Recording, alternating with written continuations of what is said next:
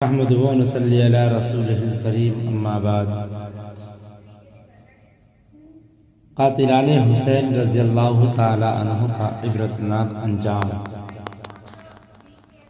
جو لوگ قتل حسین رضی اللہ تعالی عنہ میں شریک تھے ان میں سے ایک بھی ایسا نہ تھا جسے آخرت سے پہلے دنیا ہی میں اس کی سزا نہ ملی ہو۔ کوئی قتل کیا گیا، کسی کا چہرہ سخت سیاہ ہو گیا، کسی کا چہرہ مسخ ہو گیا، کسی سے چند ہی دنوں میں ملک و سلطنت چھین گئی، ان کی یہ سزا آخرت میں ان کو ملنے والی دردناک سزا کا ایک معمولی سا نمونہ تھا، جس کی ایک ادنا سی جھلک لوگوں کی عبرت کے لیے دنیا ہی میں دکھا دی گئی۔ امام حسین رضی اللہ تعالی عنہ کا قاتل اندھا ہو گیا۔ ایک بوڑھا آدمی امام حسین رضی اللہ تعالیٰ عنہ کے قتل میں شریک تھا، وہ دفعتاً نابینا ہو گیا۔ لوگوں نے اس سے اس طرح اچانک نابینا ہونے کی وجہ پوچھی تو اس نے کہا کہ میں نے رسول اللہ صلی اللہ علیہ وسلم کو خواب میں دیکھا کہ آستین مبارک چڑھائے ہوئے ہیں، ہاتھ میں تلوار ہے اور آپ ان کے سامنے چمڑے کا وہ فرش ہے جس پر کسی کو قتل کیا جاتا ہے، اس پر قاتلان حسین رضی اللہ تعالیٰ عنہ میں سے 10 آدمیوں کی لاشیں ذبح کی ہوئی پڑی ہے۔ اس کے بعد آپ نے مجھے ڈانٹا اور خون حسین رضی اللہ تعالیٰ عنہ کی ایک سلائی میری آنکھوں میں لگا دی۔ اب جب صبح میں اپنی نیند سے اٹھا تو اندھا ہو چکا تھا۔ امام حسین رضی اللہ تعالیٰ عنہ کے قاتل کا منہ کالا ہو گیا۔ جس شخص نے امام حسین رضی اللہ تعالیٰ عنہ کے سر مبارک کو اپنے گھوڑے کی گردن میں لٹکایا تھا، اس کے بعد سے اسے دیکھا گیا کہ اس کا منہ تارکول کی طرح سیاہ ہو گیا۔ لوگوں نے اس سے دریافت کیا تو سارے عرب میں خوشرو آدمی تھا، تجھے کیا ہو گیا؟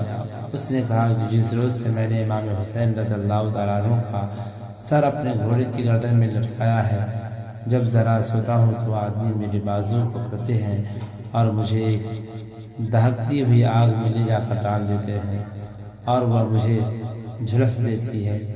امام حسین رضی اللہ تعالیٰ عنہ کا قاتل آگ میں جل گیا۔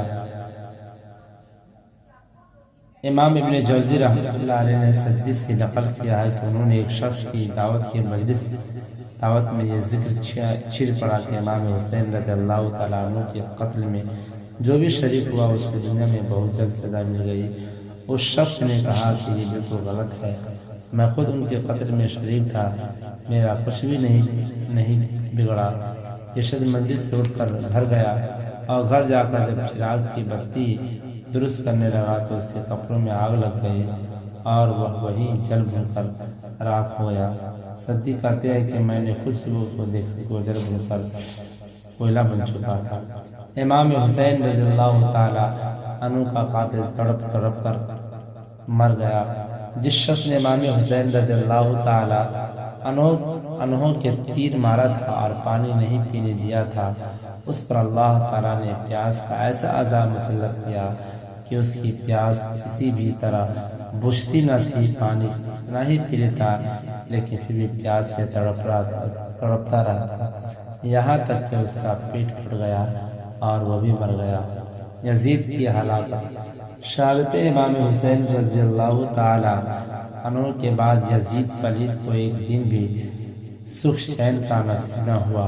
ادھر دوسری طرف تمام اسرائیل ممالک میں شہدائے اہل بیت کے خون نے شدید مطالبہ پکڑا اور بغاوتیں ہونا شروع ہو گئی۔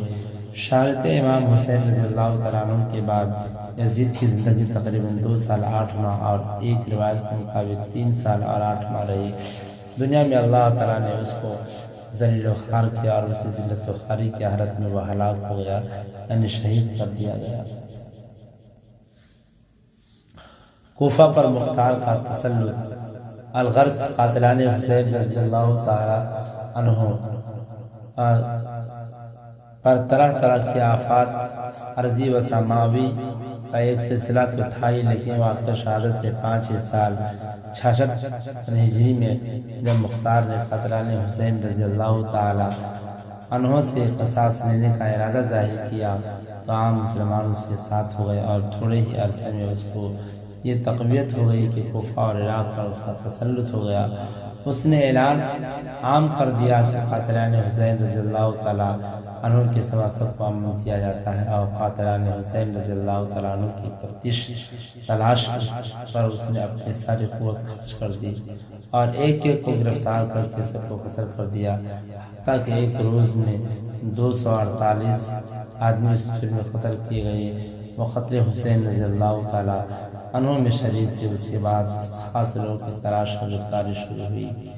عمر بن حجاج زبیدی کی پیاس اور گرمی میں بھاگا، پیاس کی وجہ سے بے ہوش ہو کر گر پڑا اور اسی حالت میں ذبح کر دیا گیا۔ شمس دل جوشن امام حسین رضی اللہ تعالیٰ عنہ کے بارے میں سب سے زیادہ شقی اور بدبخت تھا، اس کو قتل کر کے اس کی لاش کتوں کے آگے ڈال دی۔ عبداللہ بن اسید جہنی، مالک بن بشیر بدی اور حمل بن مالک، ان تینوں کا محاصرہ کر لیا گیا۔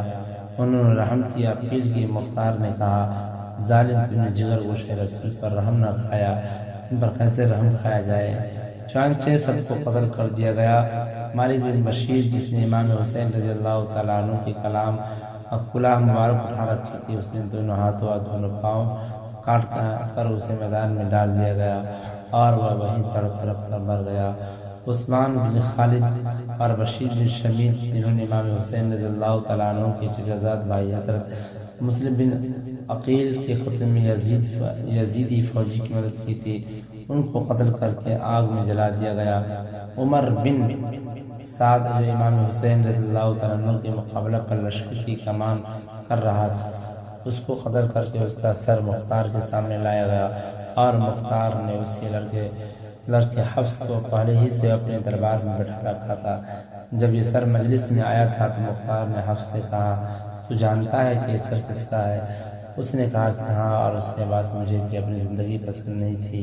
مختار نے حکم دیا کہ اس کا بھی سر قلم کر دیا جائے، چنانچہ اس کو بھی قتل کر دیا گیا۔ اس کے بعد مختار نے کہا، عمر بن سعد کا قتل تو امام حسین رضی اللہ تعالیٰ عنہ کے قتل کے بدلے میں ہوا، اور حفص کا قتل علی بن حسین رضی اللہ تعالیٰ عنہ کے قتل کے بدلے میں۔ اور حقیقت یہ ہے کہ پھر بھی برابری نہیں ہوئی۔ اگر میں 3/4 قریش کو بھی بدلہ میں قتل کر دوں، تب بھی امام حسین رضی اللہ تعالیٰ عنہ کی ایک انگلی کا بھی بدلہ نہیں ہو سکتا۔ حکیم بن طفیل، جس نے امام حسین رضی اللہ تعالیٰ عنہ کو تیر مارا تھا، اس کا بدن تیروں سے چھلنی کر دیا گیا، یہاں تک کہ وہ بھی تڑپ تڑپ کر ہلاک ہو گیا۔ زید بن رفعت، جس نے امام حسین رضی اللہ تعالیٰ عنہ کے بھتیجے مسلم بن عقیل کے صاحبزادے عبداللہس کے تیر مارا، اس نے ہاتھ سے اپنی پیشانی چھپائی، تیر پیشانی پہ جا لگا اور ہاتھ پیشانی کے ساتھ بند ہو گیا۔ اس کو گرفتار کر کے اول اس پر تیر اور پتھر برسائے گئے، پھر اس کو زندہ آگ میں جلا دیا گیا۔ سنان بن انس، جس نے امام حسین کا سر مبارک تن سے یہ جدا کیا تھا، کوفہ بھاگ گیا، اس کا گھر منہدم کر دیا گیا۔ واللہ اعلم بالصواب۔